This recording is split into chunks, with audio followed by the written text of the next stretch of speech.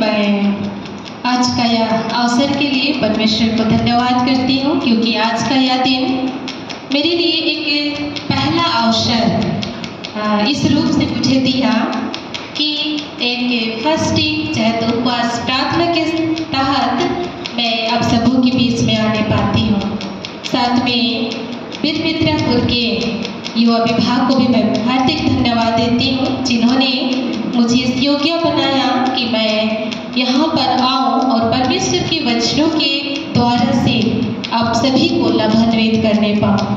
तो यह अवसर मुझे दिया गया है, इसलिए हार्दिक धन्यवादी हूँ। तो साथ में आज का यहाँ इस कार्यक्रम में उपस्थित सबों को या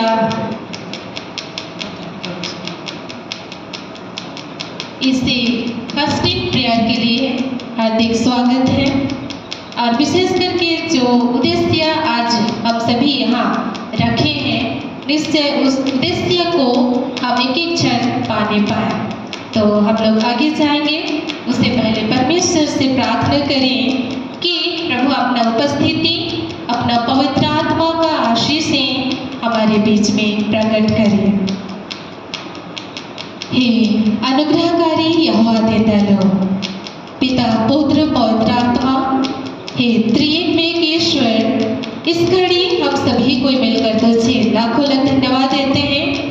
आज का यह दिन हम एक के लिए तो बनाया, नियुक्त किया, ठहराया, ताकि हम आज का यह दिन तेरे लिए और अपने व्यक्तिगत जीवन के लिए, आत्मिक जीवन के लिए हम कुछ पाने वाले होने सकें। इसलिए उपवास की प्रार्थना के साथ हम तेरे निकट आते हैं पिता। इसलिए तो अपना उपस्थिति हमारे बीच में तो दे, एक एक को तो अगुवाई जीवन दे, ताकि हर एक जन आज का यह दिन में, इस समय में बहुत का आशीषों से भर जाए, पवित्र आत्मा का सामर्थ्य एक क्षण प्राप्त करने वाले होने सके। हे पिता, यह प्रार्थना आपके बेटे यीशु मसीह के नाम से मांगे हैं, सुनिए और स्वर्ग के राज्य में ग्रहण कीजिए। आमीन। तो इस घड़ी हम लोग अगुवाई वचन के साथ हम लोग आज का यह संदेश को सुनेंगे। और यह वचन जो हम लोग का पेरिस चेयरमैन भी पढ़ चुके हैं, और कोइंसिडेंस यही वचन मुझे भी परमेश्वर के अगुवाई से मिला कि यह वचन के द्वारा से हम सभी मनन चिंतन करें। वह तो हमें मिलता है योएल नबी के पुस्तक, उसका 2 अध्याय, हम लोग 12 से 16 पद तक सुनेंगे। योएल नबी के पुस्तक, उसका 2 अध्याय 12 से 16 पद तक। शीर्षक में हम पाएंगे पश्चाताप करने का आह्वान। तो भी यहोवा की यह वाणी है, अभी भी सुनो, उपवास के साथ रोते पीटते अपने पूरे मन से फिर कर मेरे पास आओ। अपने वस्त्र नहीं, अपने मन ही को फाड़ कर अपने परमेश्वर यहोवा की ओर फिरो, क्योंकि वह अनुग्रह करे, दयालु, विलंब से क्रोध करने वाला, करुणा निधान और दुख देकर पछताने हारा है। क्या जाने वह फिर कर पछताए और ऐसी आशीष दे जिससे तुम्हारे परमेश्वर यहोवा का अन्न बले और अर्थ दिया जाए। सियोन में नरसिंहत्व को उपवास का दिन ठहराओ, महासभा का प्रचार करो, लोगों को इकट्ठा करो, सभा को पवित्र करो, पुर्नियों को बुला लो, बच्चों और दूध पिलाओं को भी इकट्ठा करो। दूल्हा अपनी कोठरी से और दुल्हन भी अपने कमरे से निकल आए। यहाँ तक आमीन।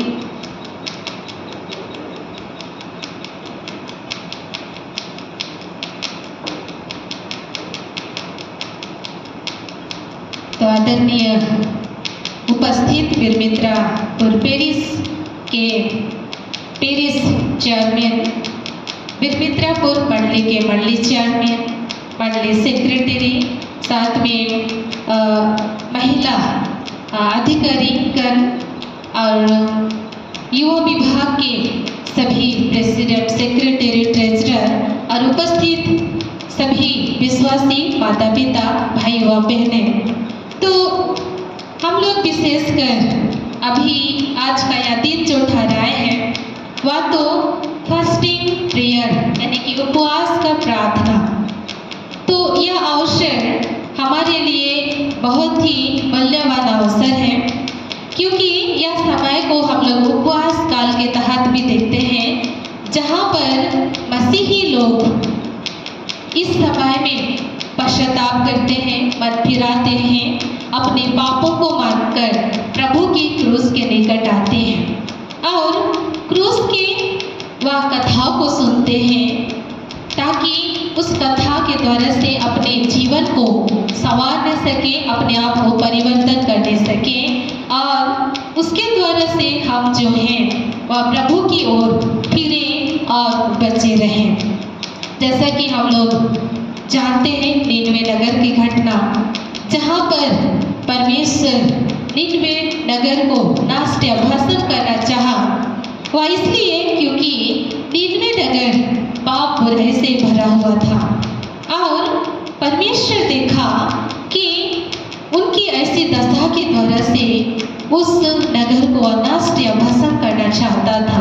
लेकिन फिर भी परमेश्वर का दया अनुग्रह को हम लोग देखते हैं, फिर एक मौका देता है, फिर एक अवसर देता है कि उस नगर को कैसे बचाया जा सके। और जिसके लिए हम लोग सभी जानते हैं कि योना को वह तैयार करता है और उसको निनवे नगर के लिए भेजा। ये अलग बात है कि वो नहीं जाना चाहा, लेकिन फिर से वो उस नगर के लिए वो तैयार होता है और वहाँ चलकर निनवे नगर के लोगों को, निनवे वासियों को वह प्रचार करता है और प्रचार करने के द्वारा से वे लोग समझ जाते हैं और पश्चाताप करने लगते हैं। अगर हम लोग छोटे शब्द में कहें तो पश्चाताप करते हुए वे लोग राख के द्वारा से अपने मत्थे में और राख के ऊपर बैठकर पश्चाताप करते हैं। यह एक पश्चाताप का चिन्ह है और इसीलिए वे लोग पश्चाताप इस रूप से करते हैं और निश्चय परमेश्वर उनकी पश्चातापी मन को देखता है और उस नगर को जो नष्ट करना चाहता था, लेकिन उस नगर को नष्ट नहीं, लेकिन वह बचाया और इसीलिए वह नगर उस नाश और विनाश से बचा। और आज हम लोग देख पाते हैं कि जिस प्रकार आग हर वस्तु को वह भस्म करती है, जला देती है, वैसे ही जो पश्चाताप करने वाले लोग हैं, यीशु उनकी बलिदान के द्वारा से उनकी हर एक पापों को नष्ट करके, भस्म करके उन्हें नया जीवन देता है। इसलिए यह समय जो है पापी मनुष्य के लिए बहुत ही अच्छा समय है, जहाँ पापी मनुष्य फिरे और अपना जीवन को नष्ट से बचाए। इसलिए 40 दिन तक का यह उपवास होता है और इसमें लोग विभिन्न प्रकार के उपवास का जीवन व्यतीत करते हैं। कुछ ऐसे हैं जो मन की उपवास करते हैं, कुछ शरीर का उपवास इस प्रकार से करते हैं और इस महाउपवास कल की गंभीरता को लाते हैं। और इसके द्वारा से कुछ लोग स्वादिष्ट भोजन से दूर होते हैं, परहेज रखते हैं और कुछ रीझ राग की दुनिया से भी वे बाहर निकलकर क्रूस के निकट वो आते हैं और पश्चाताप का जीवन वो व्यतीत करते हैं। इसलिए आज भी यहाँ बिरमित्रापुर मंडली होकर के एक उपवास का प्रार्थना या फास्टिंग प्रेयर रखा गया है, ताकि हम उसी विश्वास के अनुसार अपना जीवन को व्यतीत करने पाए। तो उपवास के बारे में हमें जानना है कि बाइबल उपवास के बारे में क्या कहता है। आइए हम लोग कुछ वचन को देखेंगे, जैसे कि लेवीय व्यवस्था 23 अध्याय का 27 और पहला सामुएल 31 उसका 13, पहला राजा 21 का 27 और नहमिया 1 का 4 वचन के आधार पर अगर हम लोग देखेंगे तो यहाँ पर बाइबल कहता है कि अपने पापों के कारण स्वयं को दुख और कष्ट देना, जिस तरह प्रभु यीशु मसीह ने क्या किया हमारे लिए, वो उसे घात किया जाता है। और ये ना सिर्फ नया नियम कहता है लेकिन पुराना नियम भी इसके बारे में पहले ही कह दिया था कि उपवास करते हुए स्वयं को दुख और कष्ट देना, किसके लिए? अपने जीवन के लिए या परमेश्वर के राज्य के लिए। जकरिया 8 अध्याय का 9 में भी हम लोग परमेश्वर का वचन को देखेंगे तो वहाँ हम लोग पाएंगे कि उपवास करते हुए लोग शोक और दुख प्रकट करते थे, कि कैसे वे लोग शोक और दुख के साथ उपवास का जीवन व्यतीत करते हैं। अगला पहला सामुएल 7 अध्याय का 6, योवेल 2 का 12 जो कि आज का वही वचन के लिए मैंने लिया है, दानियल 9 3 से 4। अगर इस वचन को हम लोग मनन चिंतन करेंगे तो यहाँ हमें उपवास के बारे में कहता है कि अपने अपने पापों को पश्चाताप के लिए किया करें। पश्चाताप के लिए इस महोत्सव काल में भी हम लोग इन्हीं वचन को सुनते हैं कि अपने जीवन को शुद्ध और पवित्र रखें। पवित्र जीवन जीने के लिए हम पश्चाताप का जीवन व्यतीत करें। अगर सेकंड क्रॉनिकल दूसरा इतिहास उसका 20 अध्याय का 3 वचन को अगर हम लोग पढ़ेंगे, हम वचन नहीं पढ़ रहे हैं क्योंकि पढ़ने से अधिक समय देता है, लेकिन हम लोग एक जानकारी के तहत हम लोग जानेंगे कि उपवास के बारे में बाइबल क्या कहती है। क्या उन दिनों में ऐसा उपवास क्या करते थे या नहीं? इसी बातों को जानने के लिए हम लोग परमेश्वर का जीवित वचनों से सुन पा रहे हैं।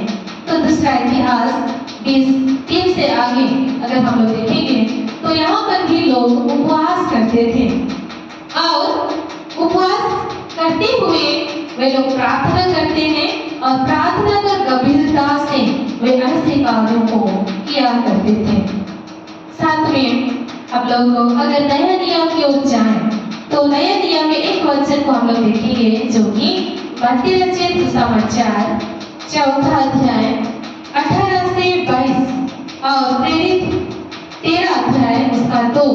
यह इस वचन को अगर हम लोग देखेंगे तो यहाँ यीशु चेलों का चुनाव के लिए उपवास किया ताकि सही चुनाव हो सके, और इस प्रकार से परमेश्वर उन्हें अगुवाई करता है और बरनबास और साउल का चुनाव किया, यानी कि पौलुस का चुनाव उस अगुवाई के द्वारा से होने पाता है।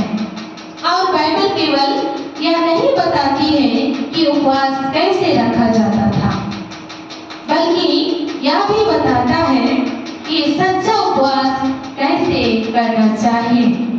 कई बार हम लोग उपवास देखेंगे तो कई बार हम लोग अनुचित रीति से करते हैं, जैसा यशायाह 58 1 से 5 वचन को देखेंगे तो यहाँ इस्राएली लोग कहते हैं कि हे प्रभु, हमने तो उपवास किया और उपवास करने के द्वारा से हमें ये चीजों को नहीं किया। अर्थात यहाँ पर वे लोग अपने उपवास के बातों को परमेश्वर के निकट वे लोग गिनते थे कि हमने उपवास के द्वारा ये किया, हमने उपवास के द्वारा वो किया, हमने इतना सैक्रिफाइस किया। उपवास यानी कि अनुचित रीति से वे लोग उपवास किया करते थे। और मत्ती 6:16 से 18 इस वचन को देखेंगे तो यह बीते समय में भी जो भाषा बुधवार का वचन है, यहाँ पर उपवास मनुष्यों के सामने नहीं परंतु परमेश्वर के सामने दिन बनाकर उपवास करें ताकि उसका अच्छा प्रतिफल मिल नहीं पाए। इस वचन को हमने उसी समय देखा कि उपवास दिखावटी के लिए नहीं, लेकिन परमेश्वर के लिए, जो हमारी मन की बातों को देखकर वह हमें एक अच्छा प्रतिफल दे सके। तो इस प्रकार से न केवल बाइबल वचन के द्वारा से हमें उपवास के बारे में जानते हैं, लेकिन कई विद्वानों ने इस उपवास के बारे में भी कहा है, जैसा कि जॉन वेस्ली, जो यह व्यक्ति कहता है कि जो उपवास नहीं करता है वह उस व्यक्ति के समान है जो कभी प्रार्थना नहीं करता। यह एक विद्वान का कहना है, जहाँ कहता है कि जो उपवास का जीवन व्यतीत नहीं करता है, मानो वह मसीही जीवन व्यतीत नहीं करता है। जॉन नॉक्स यह भी एक विद्वान है, जो इनका कहना है, ये तो एक प्रभु की सेवक भी था, और इनका कहना है कि अपने उपवास को प्रार्थना के द्वारा वह किया और अद्भुत काम होने लगा। ब्रिटेन को एक प्रभावित किया और पूरे विश्व परमेश्वर के निकट यानी कि परमेश्वर की ओर घूम गया। तो इसका कहानी लंबा है, लेकिन ये भी एक विद्वान है जो कहते हैं कि उपवास के द्वारा से जो असंभव है वह संभव हो सकता है। और ये बातों का ये गवाह है कि उपवास के बल से कैसा अद्भुत काम हुआ। अगला जो विद्वान है चार्ल्स फिनी, ये कहते हैं कि जीवन में अगर प्रभावी सेवा करना है तो उपवास के साथ करें। यहाँ न केवल पादरी प्रचारक या सेवक सेविका के लिए है, प्रभाव सेवा आप और हम हर एक जन कर सकते हैं। आज कई एक संस्था है, संस्था को चलाने के लिए आत्मिक अगुवाई हमें करने की आवश्यकता है, प्रभाव काम हमारा होने पाए, और इसके लिए हमें उपवास के साथ वह कामों को करें तो सचमुच में वह काम सफल होंगे और उसके द्वारा से प्रभु की महिमा भी होगी। आखिरी विद्वान जो कि एंड्रू नूरे, ये भी एक प्रभु के दास हैं, ये कहते हैं जीवन में अगर बरकत होना है, बरकत या परिपूर्णता चाहे सिद्ध विकास जीवन में पाना है तो उपवास के साथ प्रार्थना करने की आवश्यकता है।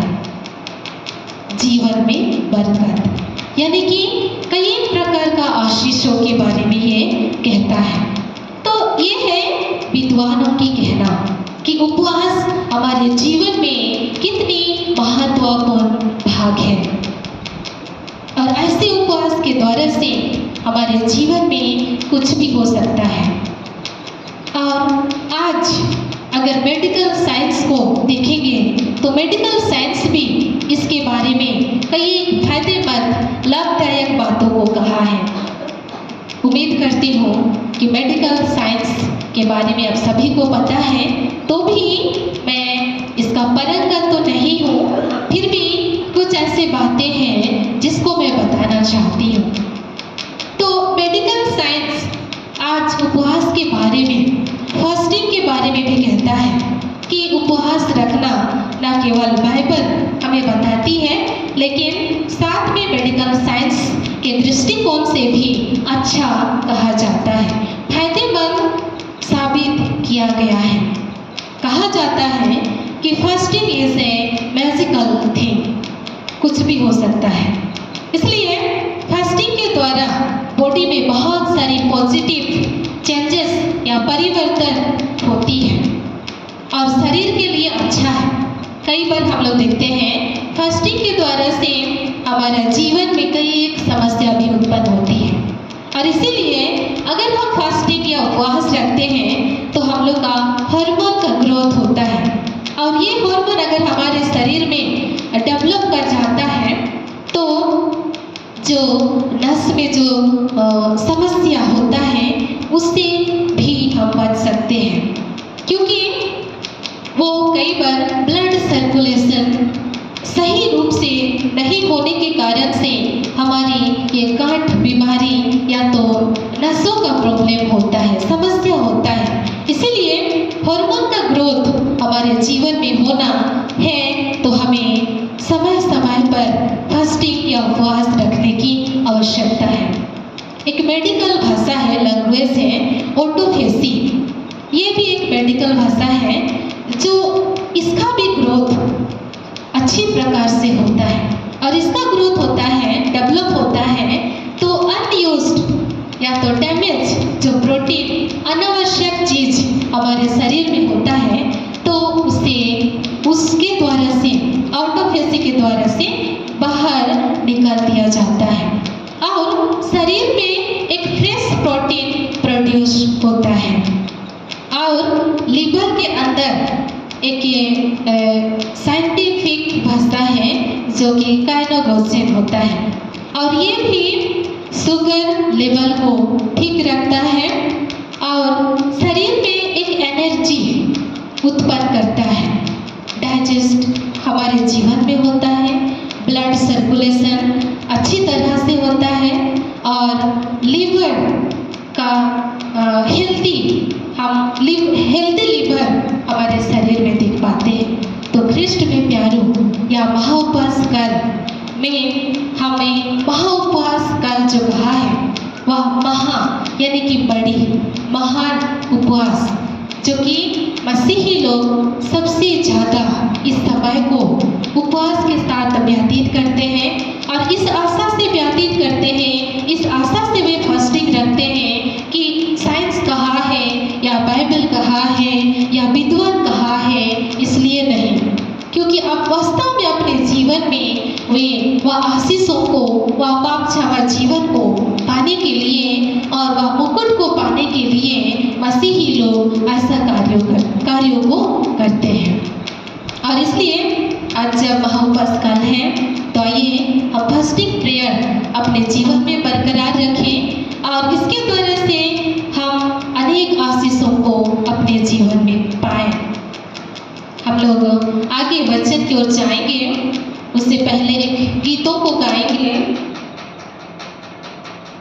साथी गीत है, क्रूस पे देखा यीशु टंगल है, मसीह टंगल है, हे मनवा राव दे के बोला थे अनंत जीवन देवे। क्रूस में देखा यीशु टंगल है, मसीह टंगल आहे। क्रूस में देखा यीशु टंगल आहे, मसीह टंगल आहे।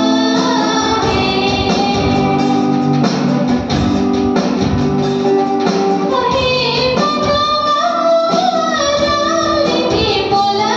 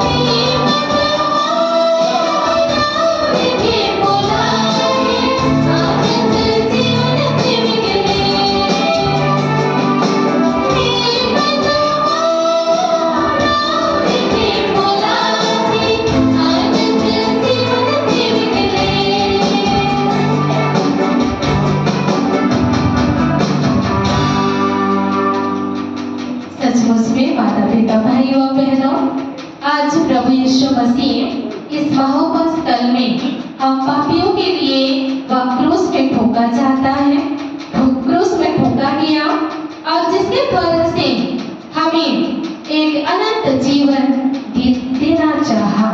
और इसीलिए हम इस महोपस स्थल में अपना जीवन को उपवासी के साथ, उपवास प्रार्थनाओं के साथ अपना जीवन को व्यतीत करते हैं कि ना केवल बाइबल में हम लोग वचनों के द्वारा पाते हैं, ना केवल विद्वान, ना केवल मेडिकल साइंस, लेकिन अपने जीवन के लिए, अनंत जीवन के लिए और बहुतायत का जीवन पाने के लिए आज हमें उपवास रखने की आवश्यकता है। इसलिए वचन में भी हमें कहता है कि लोगों के लिए नहीं, लोगों को दिखाने के लिए नहीं, लेकिन परमेश्वर के लिए हमें ये करने की आवश्यकता है।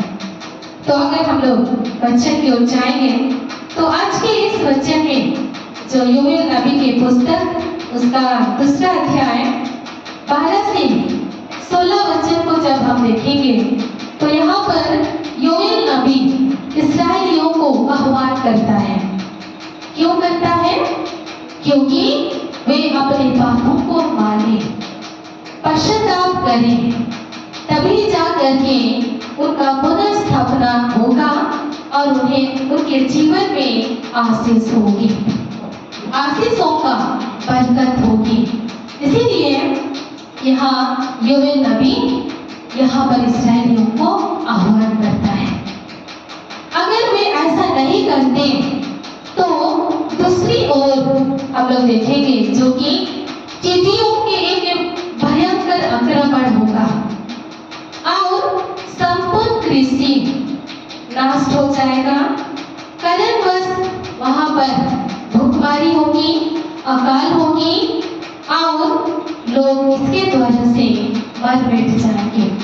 इसलिए यहाँ पर योएल नबी आह्वान करता है कि वो पश्चाताप करें, अपने पापों को माने तो उनका जीवन बच जाएगा और उनके जीवन में किसी प्रकार की नष्ट और विनाश नहीं होगी। इसीलिए यहाँ शीर्षक में हम देख पा रहे हैं ऊपर में जो यहाँ लिखा हुआ है कि पश्चाताप करने का आह्वान। तो 12 से 13 वचन को जब हम लोग अध्ययन करेंगे तो यहाँ कहता है, तो भी यहोवा की यह वाणी है, अभी भी सुनो, उपवास के साथ रोते पीटते अपने पूरे मन से फिरकर मेरे पास आओ। अर्थात क्या कहता है? अभी भी सुनो, यानी कि यहाँ कहता है कि अभी भी हमारे पास समय है, अभी तक हमारे पास समय है और उसके लिए उपवास के साथ, फास्टिंग के साथ, पूरे मन से, यानी कि पूरे हृदय से, पूरे दिल से फिर कर, यानी कि वापस लौट कर, जिसको हम लोग कह सकते हैं यू टर्न, वापस लौट कर फिर कर मेरे पास आओ, यानी कि कम टू मी। आज प्रभु यीशु मसीह इस वचन के द्वारा हमें भी ऐसा ही कहता है कि अभी भी हम सुने और प्रभु की उस बुलाहट को सुने, उस न्योता को सुने और अपने जीवन में हम प्रभु को ग्रहण करें और उसके लिए उपवास करें, पूरे मन से करें, पूरे हृदय के साथ करें और प्रभु की ओर वापस लौटें, ताकि हम अपने जीवन को नष्ट से, विनाश से बचा जा सके। और 13 में भी ये कहता है कि अपने मन को, अपने 13 में कहता अपने वस्त्र को नहीं, लेकिन अपने मन को फाड़ कर अपने परमेश्वर यहोवा की ओर फिरो। हमें आज अपनी ओर वापस लौटने के लिए कहता है। आज हमारा जीवन का यात्रा इस जगत में है और हो सकता है हम लोग कई बार प्रभु की संगति से, प्रभु की राह से हम भटक चुके हैं। प्रभु की उस मार्ग सच्चाई और जीवन से हम खो गए हैं। हम नहीं बोल सकते कि आज हमारा जीवन कहाँ कहाँ है।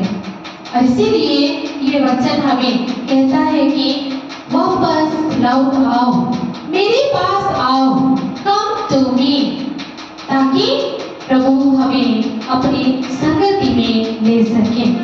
तो आज उसके सम्मुख हम कैसे जाएं? अपनी ओर तो बुला रहा है, अपनी उस संगति में हमें न्योता कर रहा है, उपवास करें और उसकी ओर लौट आए। लेकिन हम कैसे लौटे, कैसे जाएं, प्रभु के पास कैसे हम पहुंच सकते हैं?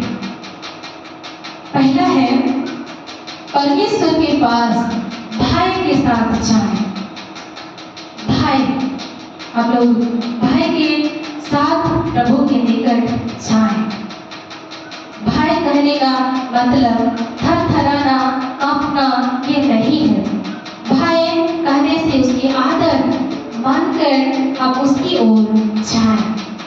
दूसरा है समर्पण के साथ, अपने आप को प्रभु के हवाले कर देने के साथ, अपना जीवन को प्रभु में समर्पित करने के द्वारा हम प्रभु के सम्मुख जाएं। नम्रता और दीनता के साथ जाएं। अपने हर एक जीवन को, अपने आप को नम्र और दीन बनाकर प्रभु के निकट जाएं। विश्वास के साथ जाएं। विश्वास के साथ हमें प्रभु के निकट जाएं। अपने पास बुला रहा है, लेकिन हम यूं ही उनके पास नहीं जा सकते। हमें तैयार होना है और अपना जीवन को ऐसा बनाना है और उसके निकट जाना है। याकूब 1 अध्याय 5 और 6 में कहता है, यदि तुम में से किसी को कुछ भी घटी है तो विश्वास से मांगे और संदेह ना करें। आज हर एक जन हम लोग विश्वास के साथ पवित्र आराधनालय में आते हैं। हम हर एक जन समाज में उपस्थित होते हैं, हर एक जन प्रार्थना सभा में उपस्थित होते हैं, लेकिन हो सकता है हम में संदेह है। विश्वास यानी कि अटूट विश्वास, दृढ़ विश्वास हमारे जीवन में होना है और प्रभु के निकट, प्रभु के सम्मुख हमें जाना है। पश्चाताप के साथ जाना है, प्रेम हृदय के साथ जाना है। कई बार हमें वह प्रेम नहीं होती है। दूसरों के प्रति हमारा जीवन जो है वह बुराई और बैर से भरा हुआ रहता है और हमें प्रेम नहीं होता है। और वचन कहता है कि कैसे जाएं, यानी कि प्रेम हृदय के साथ जाएं। परमेश्वर से व्यक्तिगत मुलाकात करने के तीव्र इच्छा के साथ जाएं। आज हम लोग मुलाकात करने के लिए तैयारी तो होते हैं, सुंदर पहनाव भी करते हैं, सुंदर फेशियल करते हैं, भी तरह तरह की करते हैं। लेकिन क्या हम परमेश्वर से व्यक्तिगत होकर उस मुलाकात की इच्छा या भावना लेकर के जाते हैं? अगर जाते हैं तो जरूर परमेश्वर हमारे मन को देखता है और हमें अपना जीवन में, अपनी संगति में हमें ग्रहण करता है। तो एक उद्देश्य होना है कि क्यों हम वहां जाएं। पहला हम देखें कि हम पश्चाताप करते हुए, उपवास करते हुए पूरे मन से यू टर्न होकर प्रभु के निकट, यानी कि मेरे पास आओ कहा है, हम उनके निकट जाते हैं। कैसे जाएं? हमने सुना, परमेश्वर के पास भाई के साथ, समर्पण के साथ, नम्रता और दीनता के साथ, विश्वास के साथ, पश्चाताप के साथ, प्रेम हृदय के साथ, परमेश्वर से मुलाकात करने के द्वारा से हम उस इच्छाओं को रखते हुए उनके पास हम जाएं। लेकिन अगला है कि हम क्यों जाएं, जिसके लिए यहाँ हमें वचन 13 इसका दूसरा भाग में कहता है कि वह अनुग्रहकारी है। अगर हम लोग अपने टूटे हुए, अपने बिखरे हुए, अपने घटियों में से, अपने खमियों में से प्रभु के निकट जाएंगे तो वह हम पर अनुग्रह करेगा, हम पर दया करेगा और हमारे जीवन में जो हमारे पापों के द्वारा से परमेश्वर का जो क्रोध आग की नैन होती है उससे भी हम बच सकते हैं। जैसा यहाँ कहता है, विलंब से क्रोध करने वाला है। हमें दुख देकर पछताने हारा है, यानी कि हमें वह दर्द नहीं देना चाहता है, हमें बचाना चाहता है, हम पर अनुग्रह करना चाहता है। इसीलिए आज हम उसके निकट जाने की आवश्यकता है। 14 में कहता है कि क्या जाने वह फिर कर पछताए और ऐसी आशीष दे जिससे तुम्हारे परमेश्वर यहोवा का अनबली और अर्थ दिया जाए। यानी कि सच्ची पश्चाताप मन को देखकर, हमारे जीवन को देखकर, हमें देखकर हमें आशीष देता है। और वह आशीष यह इस्राएलियों के लिए कहता है कि अनबली और अर्थ अर्थात प्रभु यहोवा के पास लौटने के कारण से प्रभु भूमि के उपज और फसल को बचाएगा, भरा पूरा रखेगा। हम लोग ने देखा शुरू में कि इस्राएलियों को आह्वान करता है कि वो अपने जीवन में पश्चाताप करें, पापों को माने।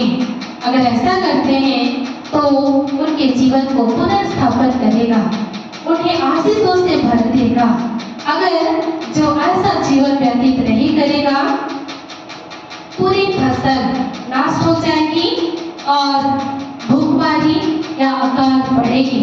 इसीलिए यह कहता है कि जो सच्ची पश्चाताप करेगा, प्रभु इस्राएलियों के जीवन में अनबली और अर्थ से भर देगा, यानी कि उनकी भूमि की उपज को बढ़ाएगा, उनकी फसल को हरा भरा करेगा और उन्हें भरा पूरा जीवन देगा। और आज हमें भी वह आशीषें देना चाहता है, हमारे जीविका के लिए, आत्मिक जीवन के लिए, लौकिक जीवन के लिए। आज हमें हर एक आशीषों को देना चाहता है, लेकिन उस आशीष को पाने के लिए हमें और भी 15 और 16 में कहता है कि हमें क्या करना है कि नरसिंगा भूखो अर्थात प्रभु यीशु मसीह का महिमा करो, उपवास का दिन ठहराओ, जो 15 और 16 में कहता है उपवास का दिन ठहराओ।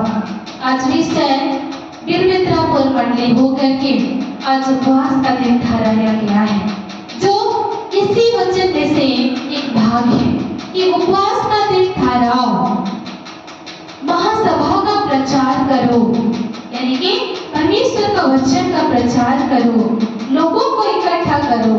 आज विशेष करके महाउपवास काल में हम लोग देखते हैं परिवार में प्रार्थना या इकट्ठा करके प्रार्थना किया कर रहे हैं। अपना जीवन को बचाने के लिए समाज के द्वारा से परमेश्वर के वचन को सुनाया जाता है। लोगों को इकट्ठा करो, यानी कि समाज के द्वारा से, पारिवारिक व्यक्ति के द्वारा से, गिरजा आराधना के द्वारा से और इस तरह उपवास प्रार्थना के द्वारा से। आज हमें लोगों को इकट्ठा करना है, महासभा को पवित्र करो, पुरनियों को बुलाओ, बच्चों दूध पिलाओ को इकट्ठा करो, इतना तक कि दूल्हा दुल्हन को भी कमरे से निकलने के लिए भी आह्वान करता है। तो सचमुच में आज हम इस तरह का अगुवाई हमारे जीवन में देना चाहता है कि हम उन आशीषों को पाए। अपना जीवन में हम ऐसा करने के लिए अगुवाई को पाए। तो इस वचन के द्वारा से हम यहाँ शिक्षा को पाते हैं कि हम उपवास एवं पश्चाताप का जीवन व्यतीत करें। हम उपवास व पश्चाताप का जीवन को बरकरार रखें। क्यों? क्योंकि पहला है पाप के दंड से बचने के लिए। हम बाइबल वचन में कई बार कई लोगों के बारे में हम लोग जिक्र पाते हैं कि चाहे नया नियम में हो चाहे पुराना नियम में हो, परमेश्वर अनेक बार पाप के द्वारा से उन्हें दंडित किया है। कितने लोग पाप के द्वारा से मर मिट गए, कितने लोग बंधुए जीवन में चले गए, तितर बितर हो गए, उनका जीवन नष्ट हो गया। कई बार आग के द्वारा से भस्म किया गया, कई बार जल प्रलय के द्वारा से भस्म किया गया, चाहे तो दुनिया को नष्ट किया गया। अब इसका कारण है पाप का दंड, पाप का परिणाम। रोमी 6:23 को भी हम लोग देखेंगे तो पाप की मजदूरी तो मृत्यु है, यानी कि आत्मिक जीवन का मृत्यु, जिसमें हमें कष्ट और पीड़ा और तकलीफ भी होंगी। इसलिए वचन में भी हम जानते हैं कि पाप के द्वारा से बहुत लोगों को दंड मिला है। आज हमें उससे बचना है तो उपवास और पश्चाताप का जीवन व्यतीत करने की आवश्यकता है। दूसरा है कि परमेश्वर से आशीष पाने के लिए हम उपवास और पश्चाताप का जीवन व्यतीत करें। परमेश्वर से आशीष पाने के लिए कौन कौन सा आशीष? युवाओं के लिए जरूर ही नौकरी के लिए आवश्यकता है, बुद्धि के लिए आवश्यकता है, ज्ञान के लिए आवश्यकता है, और ये भी एक है कि भली पत्नी और अच्छा पति भी आवश्यकता है, ताकि हमारा जीवन सरल होने पाए। अन्यथा हम सभी जानते हैं कि जीवन व्यतीत करना बहुत मुश्किल है।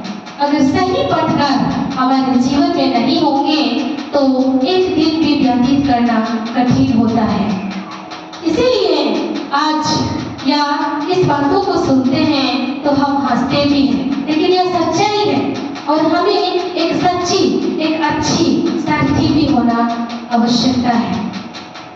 आज पति नहीं, पत्नी नहीं, लेकिन एक साथी की आवश्यकता है, जीवन साथी की आवश्यकता है, जो कि हर पल, हर समय में, हर दुख और हर कष्ट में वो हमें क्या करे? साथ दे।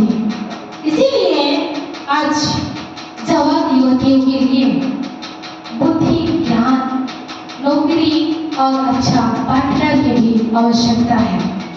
साथ में हम सबों के लिए एक बेहतर जीवन, आत्मिक आशीषों की आवश्यकता भी हमें है। स्वस्थ जीवन यह भी एक परमेश्वर का वरदान या आशीष ही होता है, और उसके लिए भी हमें पश्चाताप और उपवास के साथ अपना जीवन को व्यतीत करना है।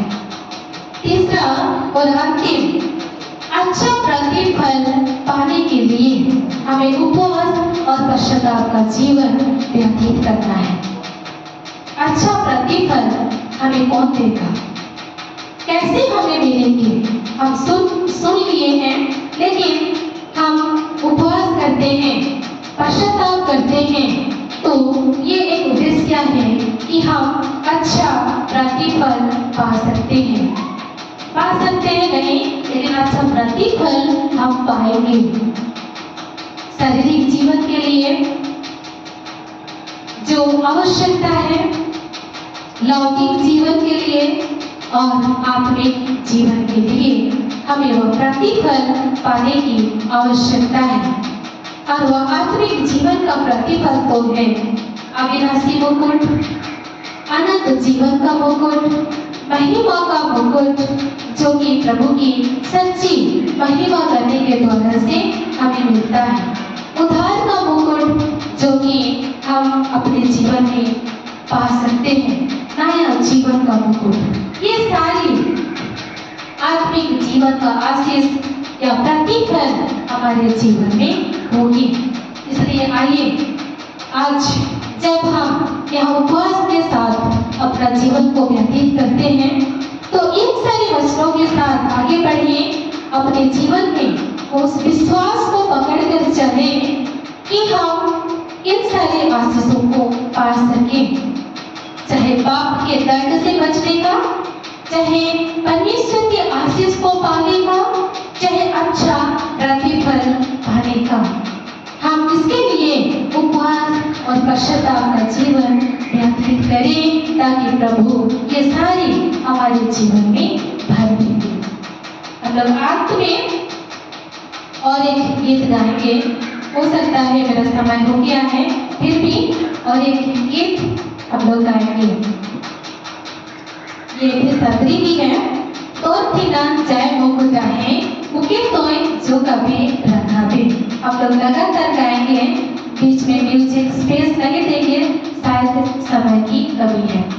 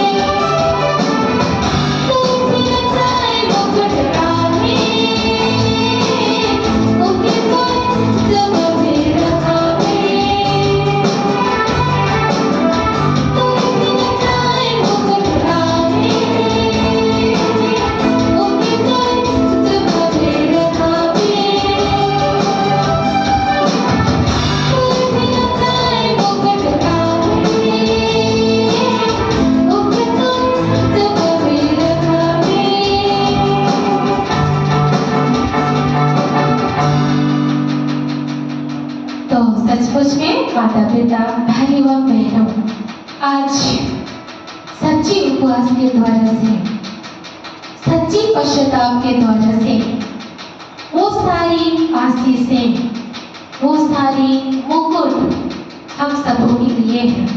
और उसके लिए यहाँ हम लोग गीत में भी गाए कि उके तोए जोगावे और रखावे, यानी कि उसका रक्षा और रखवाली आज स्वयं हमें ही करना है।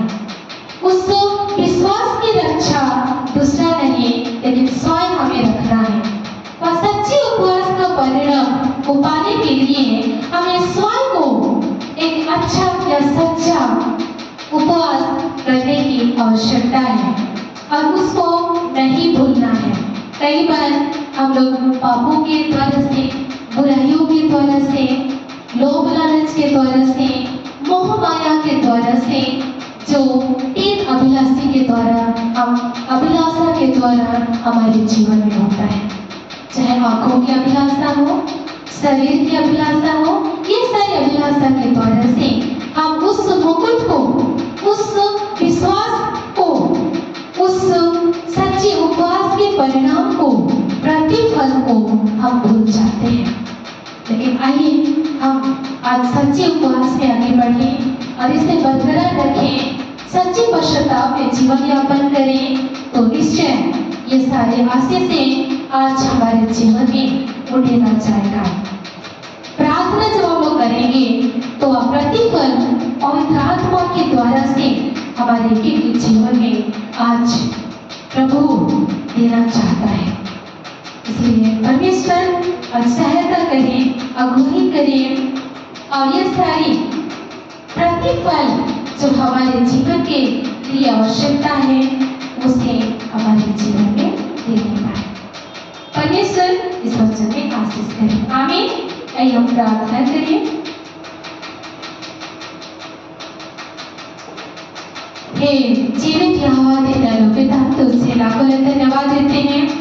तूने वचन के द्वारा से अगुवाई किया है और इसके द्वारा से हम मनन चिंतन करने पाए हैं, अपने जीवन को मूल्यांकन करने पाए हैं कि वास्तव में हमारा जीवन ऐसा है कि नहीं है, और अगुवाई भी प्राप्त करने पाए हैं कि हम जीवन में सच्चे उपवास और पूर्ण विश्वास के साथ, पश्चाताप के साथ, मन फिराते हुए अपना जीवन को व्यतीत करें, ताकि उसके द्वारा से पाप के दंड से बचें और हमारे जीवन में अनेक आशीषें की आवश्यकता है, वह भी हमारे जीवन में होने पाए। साथ में हमें वह प्रतिफल भी मिलने पाए और इसी के द्वारा से हमारा जीवन संवारने होने पाए और तेरे राज्य में पहुंचने पाए। इन सभी वचनों को, अगुवाई को, प्रेरणा को, मार्गदर्शन को हम अपने जीवन में पाए हैं।